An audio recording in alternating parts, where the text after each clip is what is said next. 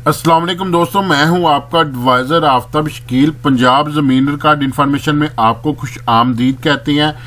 आज की वीडियो में मैं आपको बताऊंगा कि अगर कोई औरत हामला हो तो उसी दौरान उसका शौहर फोत हो जाए तो उसके पेट में जो बच्चा मौजूद है वो तो विरासत का हकदार होता है, लेकिन विरासती इंतकाल बच्चे की पैदाइश से पहले दर्ज हो गया हो और उसके बहन भाइयों को और उसकी वालदा को जो है ना वो सारा रकबा तकसीम होकर विरासत में आ गया हो, तो वो उस बच्चे की पैदाइश बाद में हो तो वो बच्चा दर्ज शुदा विरासती इंतकाल को ख़त्म करवाकर अपना हिस्सा उस विरासत में से कैसे ले सकता है। इसको महकमा माल की ज़बान में इंतकाल बराए विरासत सेहतनामा कहा जाता है। आज की हमारी वीडियो इसी के मुतल्लिक़ होगी। वीडियो की तरफ से जाने से पहले अगर आप लोगों को ज़मीनी मामलात में कोई भी किसी किस्म का मसला है, नीचे कमेंट्स करें। मैं इंशाल्लाह पूरी वीडियो बनाकर आपकी रहनुमाई करूंगा, आपका मसला हल करूंगा। लेकिन उसके लिए मेरे चैनल को सब्सक्राइब करें, साथ बेल आइकन पर क्लिक करें ताकि मुझे पता चले आप मेरे मैच्योर सब्सक्राइबर हैं। मैं जल्द से जल्द वीडियो बनाकर आपका मसला हल कर सकूं। तो आते हैं जी आज की अपनी वीडियो की तरफ। बच्चे और बच्चियों को जो है ना वो वालिदैन यानी माँ और बाप की जायदाद से विरासत का हिस्सा जाता है और वो ही उस हिस्से के हकीकी वारसान होते हैं। बिल्कुल उसी तरह जो बच्चा हामला के पेट में है उसके वालिद भी तो वही हैं जो कि हयात बच्चों के वालिद हैं। तो इससे साबित होता है कि जिस तरह हयात बच्चों को बाप की विरासत में से हिस्सा जाएगा उसी तरह जो बच्चा अभी माँ के पेट में है उसको भी हिस्सा जाएगा।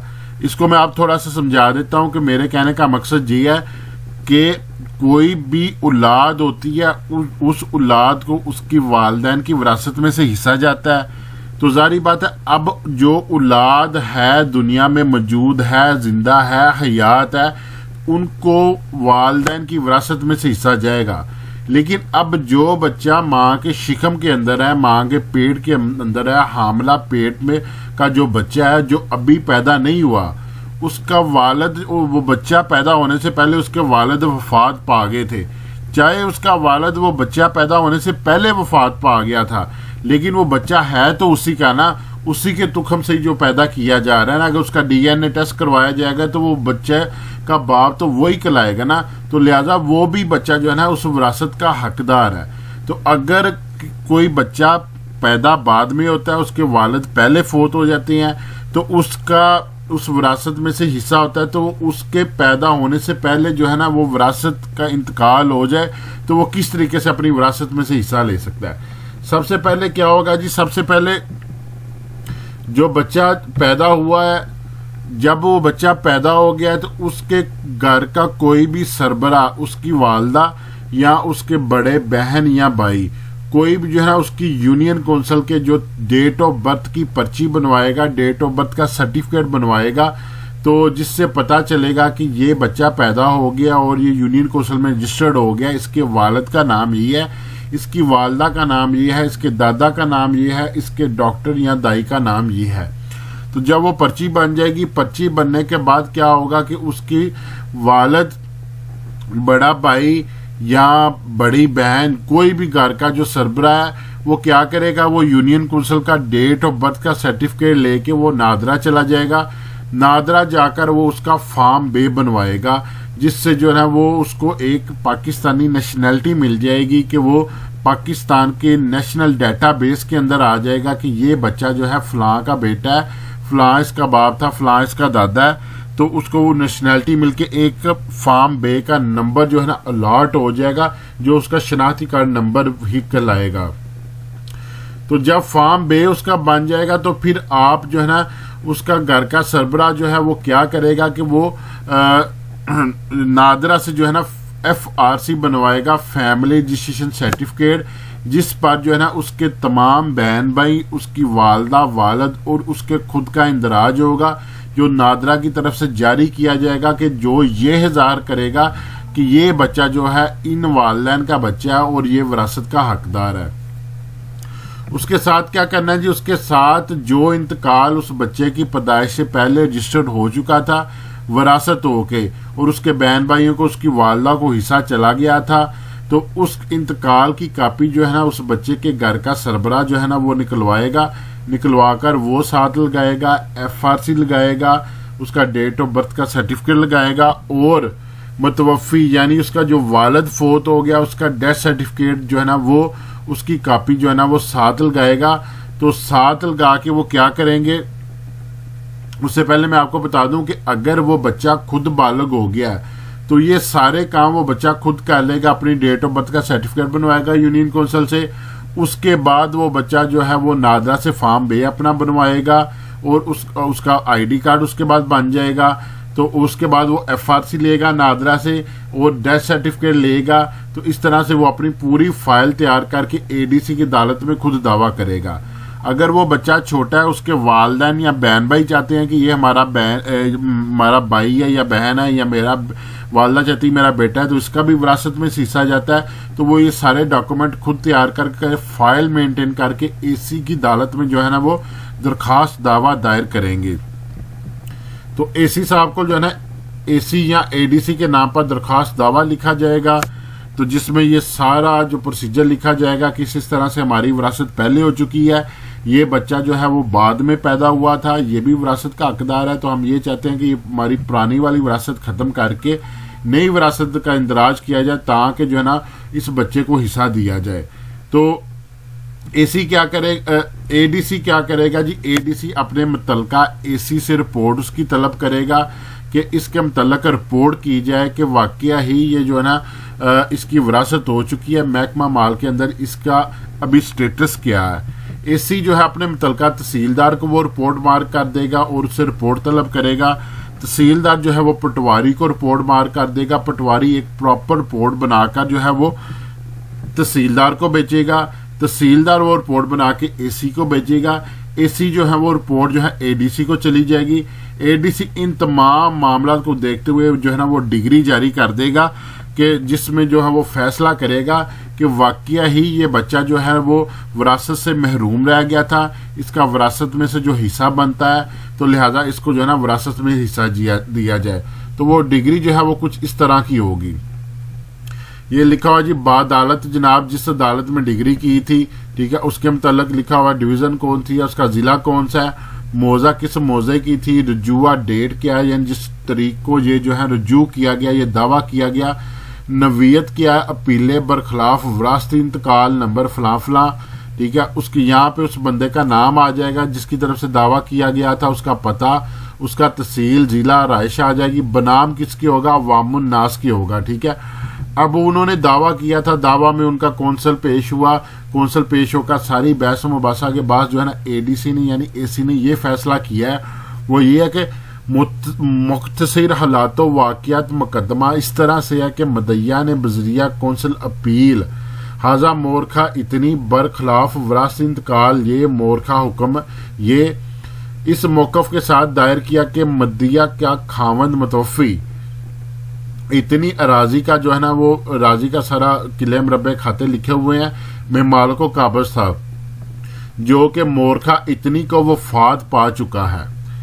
متوفی کے لواحقین میں مدعیہ اس کے بیٹے شامل ہیں. متوفی کی بیوہ یعنی مدعیہ متوفی کی وفات کے وقت حاملہ تھی، یعنی اس جو حاملہ تھی اس کے پیٹ کے اندر جو ہے نا ایک نئی جان پرورش لے لی تھی جس کی بھی پیدائش نہیں ہوئی تھی. اور مورخہ کو متوفی کا بیٹا یعنی اس طریق کو اس جو بندہ فوت ہو گیا اس کا بیٹا جو ہے نا اس کی پیدائش ہوئی. متوفی کی جملیہ جائیداد غیر منقولہ کا انتقال وراثت نمبر اتنا جو کہ متوفی اور مدعیہ کا بیٹا کا نام وراثت میں اندراج ہو سکا، یعنی اس کے بیٹے کا جو ہے نا اس وراثت میں اندراج نہ ہو سکا ہے. نابالغ متوفی کی جائیداد اور وراثت کا بطور قانونی شرعی مالک ہے. یہ سارا جو میں آپ کو پڑھ کے سنا رہا ہوں نا، یہ اے ڈی سی صاحب نے اے سی صاحب نے جو ہے نا یہ حکم تحریر کیا ہوا ہے. متوفی کے نابالغ بیٹے کا نام انتقال وراثت میں درج کیے جانا قارین انصاف ہے، یعنی اس بچے کا نام جو ہے نا وہ وراثت میں درج نہیں کیا، اس کا نام جو ہے وراثت میں درج کیا جانا جو ہے نا وہ انصاف کے تقاضوں کو پورا کرتا ہے. مدعیہ لیان کو بذریعہ اخبار اشتہار مورخہ 4/6/2021 کو طلب کیا گیا. اگر کسی کو منسوخی انتقال وراثت پر کوئی عذر یا اعتراض ہے تو عدالت حاضہ میں اصلتاً یا وکالتاً پیش ہو کر اپنا موقف پیش کرے. یعنی حکم میں اس نے لکھا ہے کہ ہم نے جو ہے نا بذریعہ اخبار اشتہار جو ہے نا عوام الناس کو جو ہے نا وہ طلب کیا تھا اگر کسی بندے کو بھی ان کی وراثت کے خارج ہونے ختم ہونے ہو کر نئی وراثت کے اندراج کا کسی کو اعتراض ہے تو وہ خود پیش ہو یا اپنا کونسل لے کے اپنا وکیل لے کر جو ہے نا وہ پیش ہو. مگر فلاں تاریخ تک کوئی بھی اس منسوخی انتقال وراثت کے خلاف پیش نہ ہوا. کونسل مدیہ کو بحث کے لیے عدالت حاضہ میں طلب کیا گیا. بحث و سماعت ہوئی کہ متوفی کے 3 بچے تھے جن میں 2 بیٹے اور بیٹی شامل ہے جبکہ ایک بیٹے کی پیدائش متوفی کی وفات کے بعد ہوئی. یعنی متوفی کے فوت ہونے سے پہلے اس کے 3 بیٹے بیٹیاں تھے تو چوتھے کی پیدائش جو ہے نا اس کی جو ہے نا وہ وفات کے بعد اس کی چوتھے بچے کی پیدائش ہوئی. اور متوفی کے بیٹے نابالغ کا نام انتقال وراثت میں درج نہ ہو سکا. کونسل مدیہ کو ہدایت کی گئی کہ وہ اپنی تحریری بحث عدالت حاضہ میں جمع کروائے. یعنی یہ جو ہے نا وہ کیس اس کی والدہ کی طرف سے دائر کیا گیا تھا تو عدالت نے اس کو پابند کیا کہ اپنا جو ہے نا وہ تحریری سراج کو جو ہے نا عدالت میں جمع کروائیں. رپورٹ ریونیو عملہ فیلڈ سے حاصل کی گئی جس میں ریونیو افسر نے اپنی رپورٹ میں جدید شجرہ نسب مرتب کیا جس میں متوفی کے 3 بچوں کو ظاہر کیا گیا اور مرتب شدہ شجرہ نسب کو پتی دران دہ سے تصدیق کروایا گیا. موضوع کیونکہ آن لائن ہے اس لیے اراضی ریکارڈ سینٹر رپورٹ طلب کی گئی. مطابق ریکارڈ رپورٹ اراضی ریکارڈ سینٹر متوفی کی بیوہ اور 2 بچوں کے نام شرعی حصص کی تصدیق کی گئی. یعنی وہ کہہ رہے ہیں جی عملہ فیلڈ سے ہم نے دوبارہ جو ہے نا وہ شجرہ بنوایا تو انہوں نے شجرہ وہی بنایا کہ جو پہلی وراثت ہوئی تھی اس کے مطابق ہی. تو جب ہم نے اس کے گاؤں سے تصدیق کروائی تو گاؤں والوں نے اس کے گواہی دی کہ واقعی ان کا جو ہے نا یہ چوتھا بیٹا بعد میں پیدا ہوا تھا تو یہ بھی وراثت کا حقدار ہے.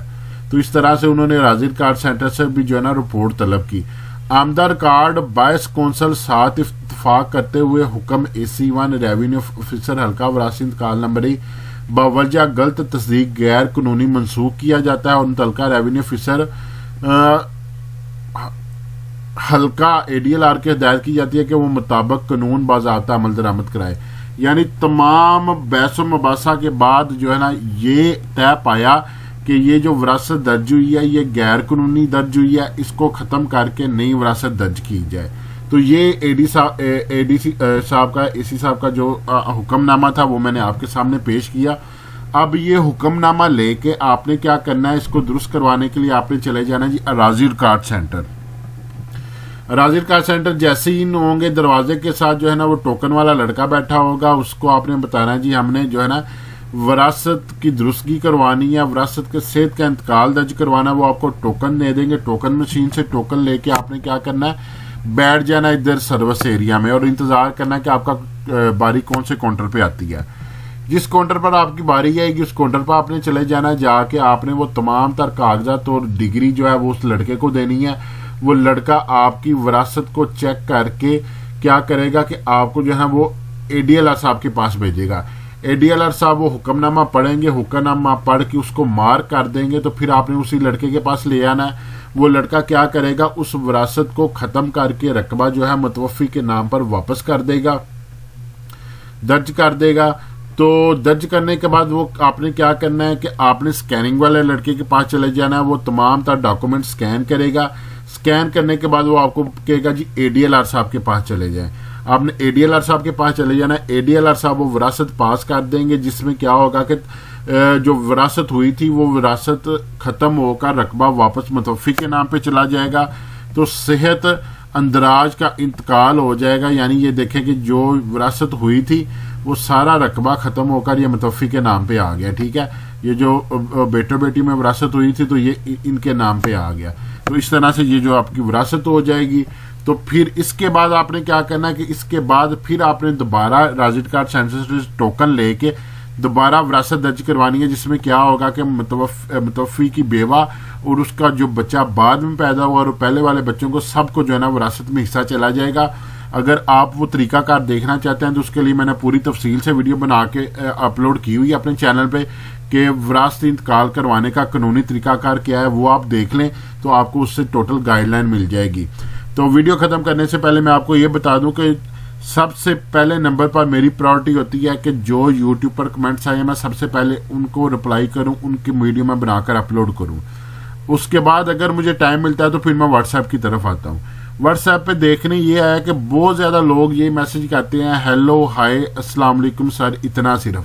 بھائی میرے سلام دعا کے ساتھ اپنا پورا مسئلہ لکھے تاکہ میں آپ کے مسئلے کا بھی جو ہے نا رپلائی ساتھ کر دوں، بجائے اس کے کہ آپ ایک مرتبہ مجھے ہیلو ہائے کریں، میں ایک لمبی لسٹ کے بعد آپ کی سلام کا جواب دوں، تو پھر ایک لمبی لسٹ کے بعد آپ اپنا مجھے مسئلہ بیان کریں تو پھر کچھ حصے کے بعد میں آپ کو جواب دوں، تو اس طرح سے جو ہے نا بہت گیپ آ جائے گا اس کے درمیان میں. تو اس کے لیے جو ہے نا وہ کوشش کریں کہ یوٹیوب پر کمنٹس کریں. یوٹیوب پر کمنٹس کو میں اس لیے پرائرٹی دیتا ہوں کہ اس پر جب آپ کمنٹ کرتے ہیں تو اس کا جو میں رپلائی کرتا ہوں تو وہ ہزاروں لاکھوں لوگ ایک وقت میں دیکھ سکتے ہیں، لیکن واٹس ایپ پر مجھے انڈیویجول جواب دینا پڑتا ہے، اس لیے اس کے لیے میرے پاس ٹائم کم ہوتا ہے، لیکن رپلائی میں سب کا کرتا ہوں. تو ملتے ہیں اگلی ویڈیو میں. اپنا خیال رکھیے گا. فی امان اللہ.